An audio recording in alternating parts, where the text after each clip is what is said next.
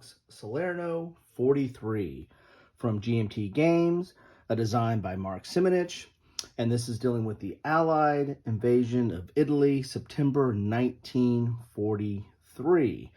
Now, if you've watched any of my videos, or some of my videos, or a lot of my videos, you know that I like series and systems.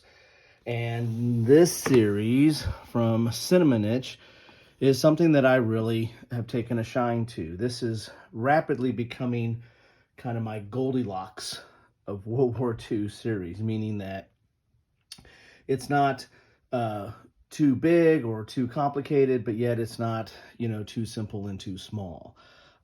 These tend to be a little bit, more over the medium side, but, I'm really starting to like these, and I like that the system is not the exact same system, whether you call it the 4X system or the ZOC-Bond system or series. It's not truly a core series or system that goes throughout each of these games. There are some elements that are common, mainly the ZOC-Bond that is common throughout this series, and some other elements. But, each of these games, due to the unique treatment of the battle that they're trying to simulate or cover, they kind of do things a little bit different. But there is a core here. There is a lot of similarities, actually probably more similarities than there are major differences. And I like it. I like this series, and I've got, I don't have all of it, but I have quite a few of them with Ardennes 44, Holland 44, Normandy 44, Ukraine 43, and Stalingrad 42.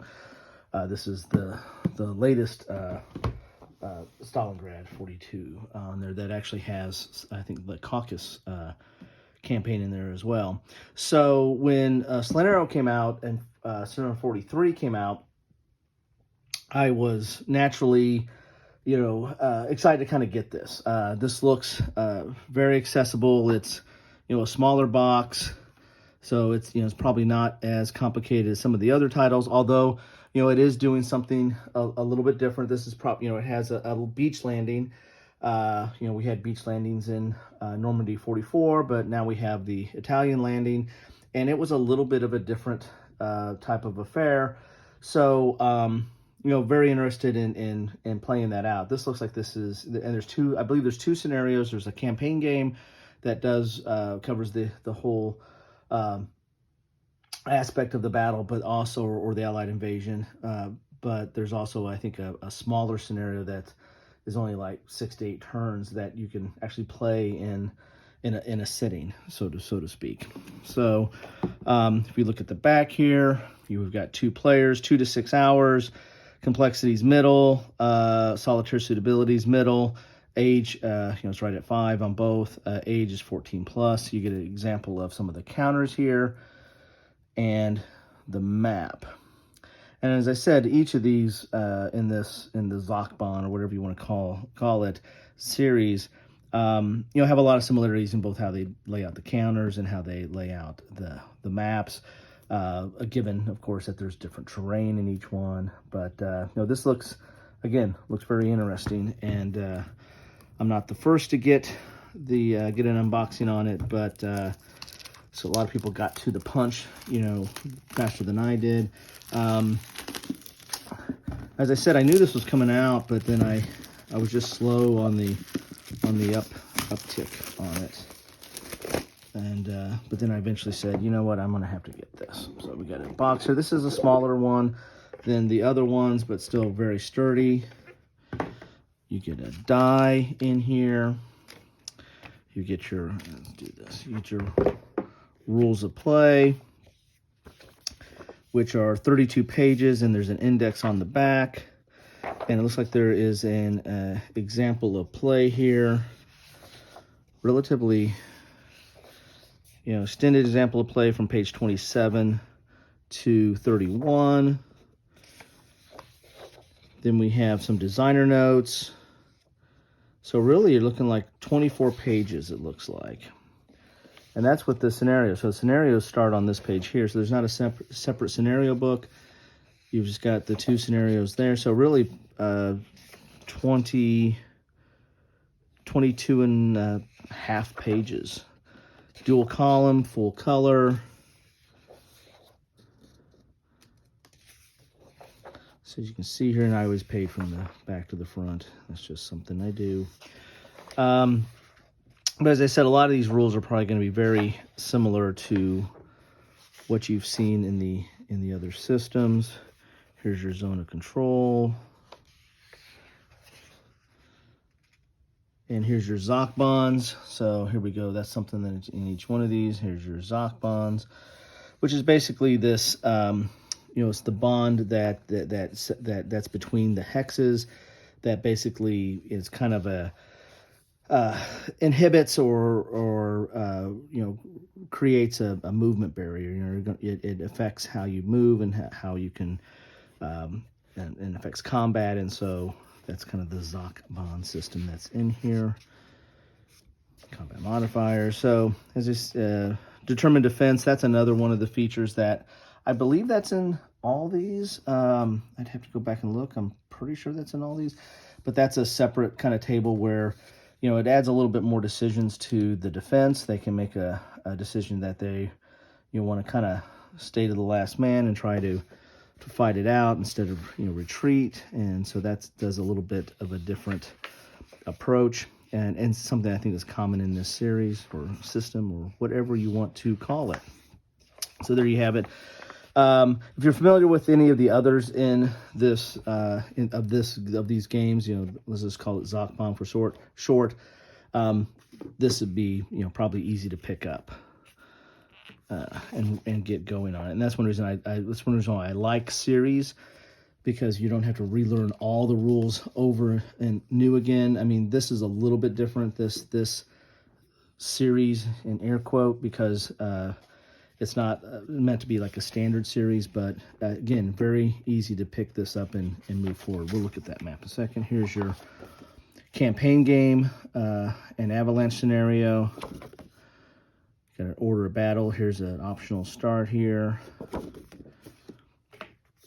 Here you have for the Germans. That's just one side there. You have 2 player aids. That's always good to have 2 of these player aids, so you get all your charts in here. Here's your combat results, determined defense table, what I was telling you about there. Isolation, attrition, rally table, combat modifiers, sequence of play. So here's your invasion, CRT, airborne drop. Quite a nice little player aid here. Then here's your train effects chart, and explaining some of the counters that are used there as well. So very nice. You get 2 of those. And then 1 counter sheet. So as I said, this isn't as complex. This is a 1 mapper and a 1 counter sheet. You can see some of the counters there. The German forces, then the Allied. You got the Americans and the British. And these are double-sided, of course. So very nice indeed. Let's take a look at that map here. If I can, it's not a huge map, so I might be able to get this on. I think this is the only one of the series that is 1 map, or at least the only one I have. Again, I don't have it all. This is a very small map compared to, at least compared to the overlays you have for Stalingrad, or the very long one you have for Holland 44. So I can almost get most of that in there. So you've got your turn track with some notations on there. You've got your map key down here, sequence of play right here on the chart.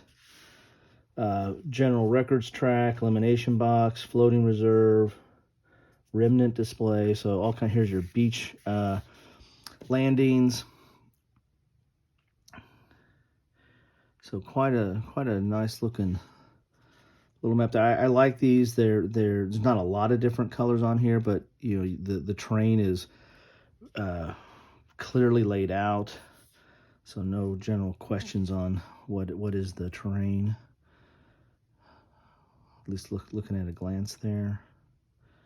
Pretty cool.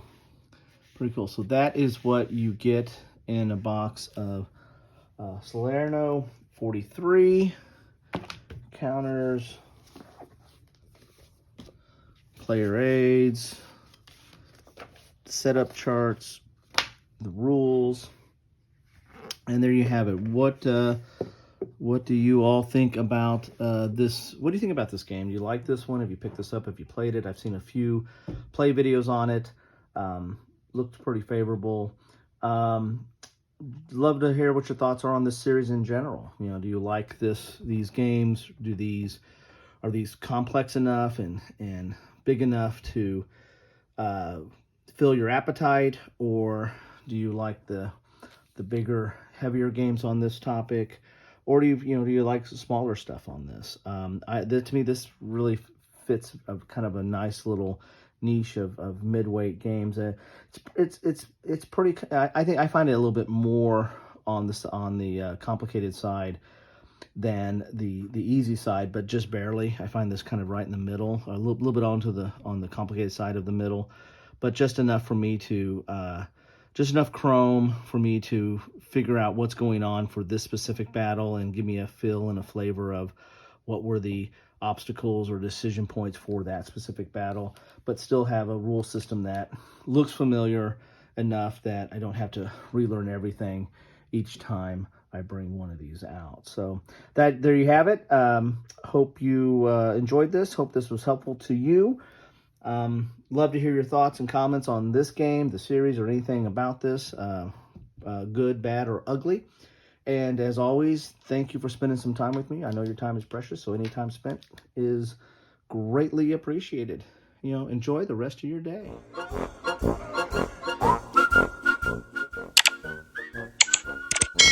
Thanks for watching.